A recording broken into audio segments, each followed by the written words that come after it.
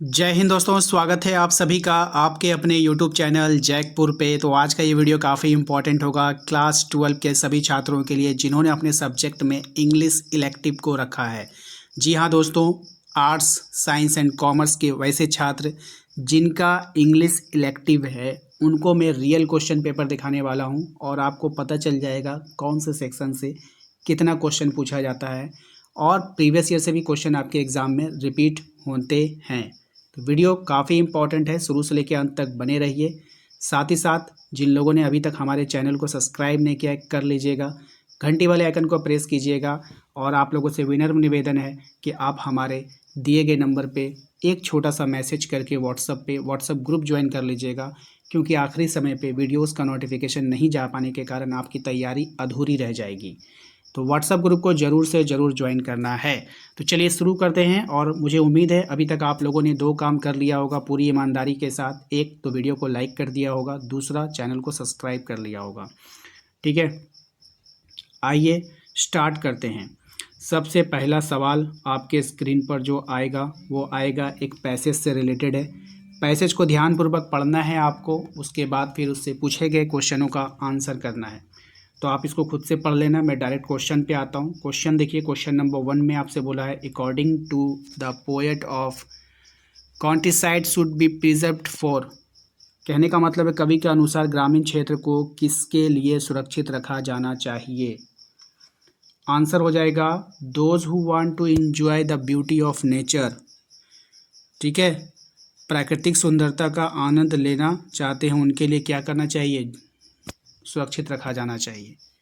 ठीक है, आइए क्वेश्चन नंबर 2 पे आते हैं। इसमें कह रहा है where does the poet go for fresh air. कवि ताज़ा हवा लेने के लिए कहाँ जाता है, आपको ये बतानी है। सही जवाब हो जाएगा टू द सी, समुद्र के पास वो जाता है। ठीक है, क्वेश्चन नंबर 3 पे आते हैं। कहा गया है कि why does the poet not like the countryside. कवि जो है ग्रामीण क्षेत्र वाले जीवन को क्यों पसंद करता है वो आपको बतानी है। सही जवाब हो जाएगा because it makes him sneeze. ठीक है, क्योंकि उसको क्या होता है, छींक आने वाली प्रॉब्लम थी इस कारण से। ठीक है, याद रखना है option B. Next, according to the poet people go to the countryside. कवि के अनुसार लोग ग्रामीण क्षेत्र क्यों जाते हैं आपको बतानी है। सही जवाब हो जाएगा to enjoy seeing trees and flowers. पेड़ पौधों और फूलों को देखने के आनंद लेने के लिए। ठीक है, ध्यान रखिएगा यहाँ पे। इसके बाद आते हैं क्वेश्चन नंबर 5 में। कहा गया कि Prachi said I will study this chapter letter.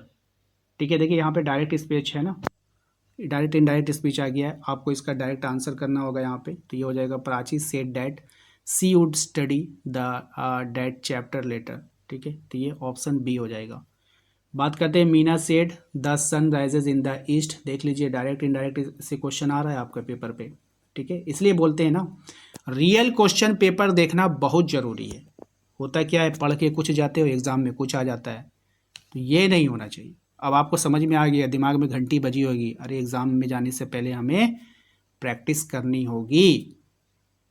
अब आप बोलोगे भैया आप ही करा दो, तो जब आप जानते हो कि भैया के ऊपर बहुत सारा प्रेशर है, भैया को हिस्ट्री भी पढ़ाना है, भैया को ज्योग्राफी भी पढ़ाना है, भैया को पॉलिटिकल साइंस भी पढ़ाना है, भैया को इकोनॉमिक्स भी पढ़ाना है, भैया को हिंदी भी पढ़ाना है, भैया को मतलब कि इंग्लिश भी पढ़ाना है, और कुछ बच्चे डिमांड करते हैं कि भैया ये भी पढ़ा दो वो भी पढ़ा दो, मतलब कि दुनिया भर का टॉपिक है, सब आप ही पढ़ा दो, है ना।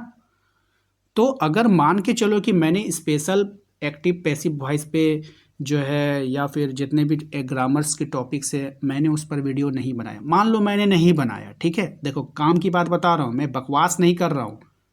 अब आप बोलोगे भैया आप वीडियोस के बीच में बकवास कर रहे हो, बकवास नहीं है, ध्यान से सुनना, आपके काम की बात कर रहा हूँ।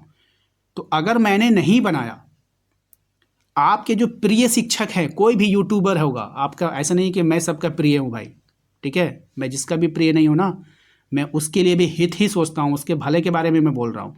मान लो कि मैंने आपके बारे में आपके लिए ये वीडियो नहीं बनाया, तो क्या आप बिना पढ़े जाओगे एग्ज़ाम में? आपको कंटेंट मालूम है ना, टॉपिक पता है ना कि आपको एक्टिव पैसिव वॉइस आएगा एग्ज़ाम में।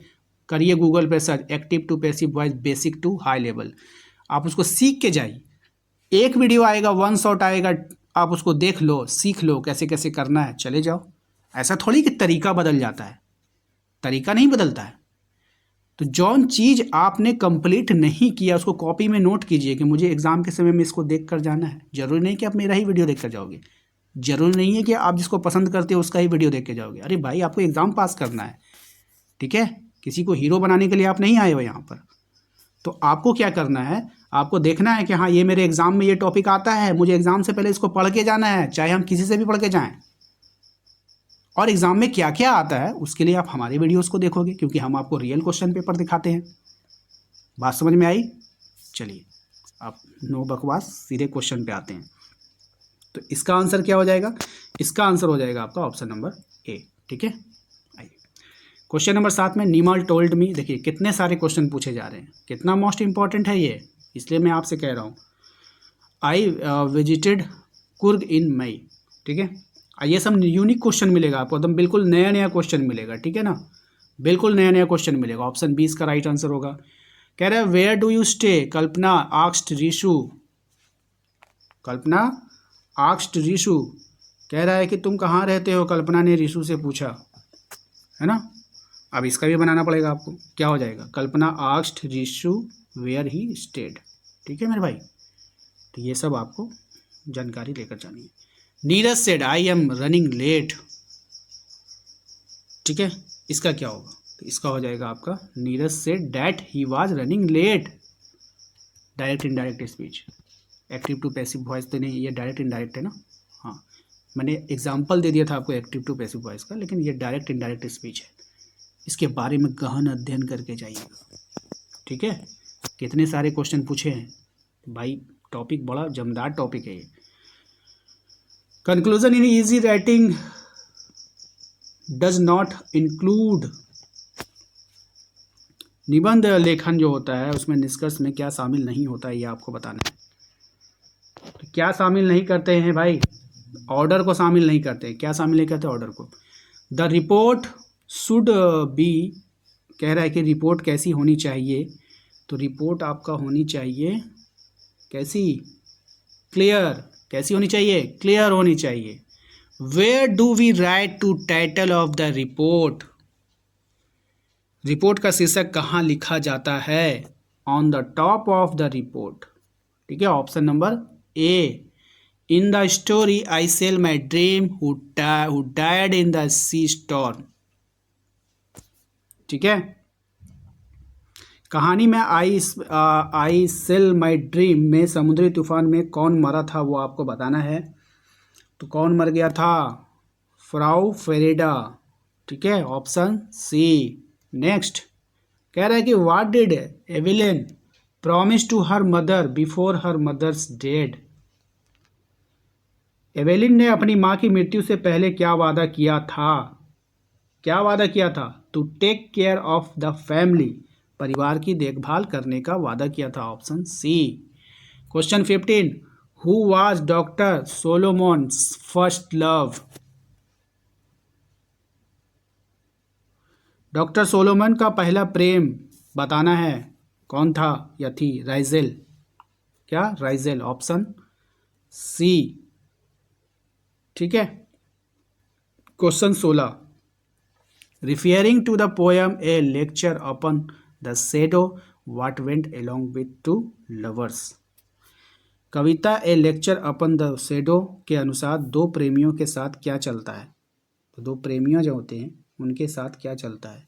तो उनका शेडो चलता है, परछाई चलता है। Question number 17, what has been addressed and envious in the poem on time, ठीक है। कहने का मतलब है कविता वन टाइम में किसे ईर्ष्यालु कहा गया था? सही जवाब हो जाएगा टाइम को। किसको कहा गया था? टाइम को कहा गया था, ठीक है मेरे भाई। आगे बढ़ें।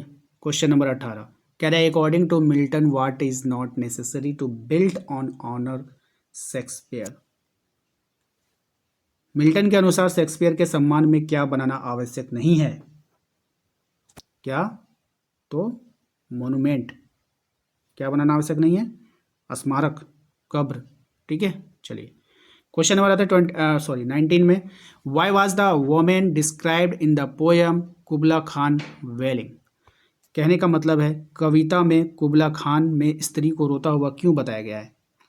ठीक है, तो क्यों बताया गया है भाई, तो ये बताया गया है because her demon lover had abandoned her. ठीक है, इसका मतलब होता है क्योंकि वो दैत्य प्रेमी ने उसे छोड़ दिया था। ठीक है, उसका जो प्रेमी था उसको छोड़ दिया था, लवर। ठीक है, दैत्य प्रेमी, डेमन लवर वो दैत्य प्रेमी। क्वेश्चन नंबर 20 कह रहा है आपसे the poem divine image is taken from the collection of poems named. कहने का मतलब है कविता डिवाइन इमेज किस काव्य संग्रह से ली गई है, आपको यह बतानी है। तो ये लिया गया है सॉन्ग ऑफ इनोसेंस। ठीक है, आइए क्वेश्चन नंबर आते हैं 21 में, कहा गया है कि व्हाट डू द वर्चुअस मेजरी pity peace and love represent. ठीक है, तो इसका कहने का मतलब है कि ये सब जो है ना, ये किस गुण को प्रतिनिधित्व करता है। ठीक है, किसके गुण को प्रतिनिधित्व करता है, तो ये सब करता है ह्यूमन बींग्स को। किसको, ह्यूमन बींग्स को, है ना, मानव को। क्वेश्चन नंबर आते हैं हम लोग 22 में, कह रहा है कि the poet has described the swans as a creatures. ठीक है, इसमें कहने का मतलब कवि ने हंसों को किस प्रकार का प्राणी बताया है। तो कवि ने हंसों को जो प्राणी बताया है brilliant, mysterious, beautiful, all of this इसका राइट आंसर हो जाएगा। ठीक है, अगले सवाल पे आते हैं। हमारा अगला सवाल है what does the poet ask of readers to listen to. कह रहा है कि कवि पाठकों से किसे सुनने को कहता है। किसको कहता है भाई, बताओ। तो अकॉर्डिंग टू द चैप्टर्स आपके इनमें से कोई नहीं हो जाएगा, ऑप्शन नंबर डी हो जाएगा। ठीक है, नेक्स्ट आते हैं which laws restricts our freedom in a civilised society. कहने का तात्पर्य है इसका कि सभ्य समाज में हमारी स्वतंत्रता को कौन से कानून सीमित करते हैं। तो सही जवाब हो जाएगा इसमें सभी हो जाएगा। ठीक है, द लॉज ऑफ लैंड, देश का कानून, द लॉज ऑफ लेबर, श्रम का कानून, द लॉज ऑफ फ्रीडम, स्वतंत्रता का कानून। तो इनमें से सभी हो जाएगा। ठीक है मेरे भाई। क्वेश्चन नंबर 25 कह रहे हैं आपसे what was the author doing when she saw the mark of the first time. लेखक जब पहली बार निशान देखती है तब वह क्या कर रही थी। ठीक है, तब वह क्या कर रही थी, इसका आंसर करना है स्मोकिंग ए सिगरेट, सिगरेट पी रही थी। ठीक है, नेक्स्ट क्वेश्चन नंबर 26 कहा गया है which film shooting was going on in Dalarna. ठीक है, कह रहा है आपसे कि दलारना में किस फिल्म की शूटिंग चल रही थी, ये आपको बतानी है। तो चल रहा था द वर्जिन स्प्रिंग। किसका चल रहा था, द वर्जिन स्प्रिंग। ठीक है, ऑप्शन बी। ठीक है, क्वेश्चन नंबर आते हैं हम लोग 27 कह रहा है according to Lawrence the dash better than the person scientist philosopher etc. कहने का तात्पर्य लॉरेंस के अनुसार व्यक्ति, वैज्ञानिक, दार्शनिक आदि से बेहतर होता है कौन, नॉवलिस्ट। नॉवलिस्ट जो है इनसे बेहतर होता है, ये उसका कहने का तात्पर्य है। नेक्स्ट है क्वेश्चन नंबर 28 कह रहा है आपसे when dash orthodoxy become intolerable Buddhism emerged as a new religion. ठीक है, emerged as a new religion. ठीक है, इसके कहने का तात्पर्य है कि कोई रूढ़िवादी होता है ना, डैश रूढ़िवादी, जब डैश रूढ़िवादी असहनीय हो गई तब बौद्ध धर्म एक नए धर्म के रूप में उभरा। तो क्या चीज़ था इसका राइट आंसर, तो ये हो जाएगा आपका ब्राह्मणिकल, ब्राह्मणवादी। जब ब्राह्मणवादी रूढ़िवादी हो गए यानी कि अपनी कठोर उसके ऊपर जुल्म करने लगे, तब जो है एक धर्म उभरा वहाँ से, उसको बोला गया बुद्धिज्म यानी कि बौद्ध धर्म उभरा। ठीक है, क्वेश्चन नंबर 29 पे आ जाते हैं। इसमें कहा गया है प्रकृति meet Ananda at a dash in the village. कह रहा है कि प्रकृति की मुलाकात आनंद से गांव में कहाँ पे हुई थी। ठीक है, तो ये जो हुआ था गांव में मुलाकात, वेल कहाँ पे हुआ था, कुएं के पास हुआ था। ठीक है, नेक्स्ट क्वेश्चन नंबर 30 पे आते हैं। इसमें कह रहा है कि आनंदा वाज डिसिपल ऑफ, आनंद जो था किसका शिष्य था वो आपको बताना है। तो ये जो शिष्य था ये बुद्धा का शिष्य था, यानी कि गौतम बुद्ध का शिष्य था। तो आज के इस वीडियो में हमने 30 MCQ PYQ आप लोगों को करवा दिया है। किस चैप्टर को ये टच करता है ये भी आपको पता चल गया होगा, आपको अनुभव हुआ होगा कि क्या क्या पढ़ के जाना है। जैसे डायरेक्ट इनडायरेक्ट स्पीच पे आपको ज़्यादा फोकस करना है, ठीक है। और उसके बाद कुछ आपका ग्रामरिकल पार्ट्स था नोट्स वगैरह पे, ठीक है। तो वो भी हम आपको करवा देंगे, ठीक है। थैंक यू वेरी मच आप सभी को वीडियो को देखने के लिए। आप लोगों से फिर से कह रहे हैं वीडियो को लाइक करना है नहीं भूलिएगा। चैनल पे पहली बार आए सब्सक्राइब कर लीजिए। मैंने PYQ का अलग से जो है आपका प्लेलिस्ट बना दिया है, सभी विषयों का आपको वहाँ पे मिल जाएगा। इसके अलावा आप हमारे दिए गए नंबर पे एक बार मैसेज करके व्हाट्सअप ग्रुप जरूर ज्वाइन कर लीजिएगा, वरना फिर आपको बहुत पछतावा होगा आखिरी समय में। आपको समझ में ही नहीं आएगा कि वीडियोज़ कहाँ से देखूँ, क्या देखूँ, नहीं देखूँ। मैं वहाँ पे पर्टिकुलर जब आपका जिस सब्जेक्ट का एग्जाम होगा उसी सब्जेक्ट का प्लेलिस्ट अपलोड करवाऊंगा। उस सब्जेक्ट का जो मेन वीडियो होगा वो आपको दूंगा। उस सब्जेक्ट का जिससे रिलेटेड इंपॉर्टेंट क्वेश्चन होगा वो आपको करवाऊंगा। तो आप लोग व्हाट्सएप ग्रुप को जरूर ज्वाइन कर लीजिएगा, ठीक है। मिलते हैं नेक्स्ट अगले वीडियो में। Thank you.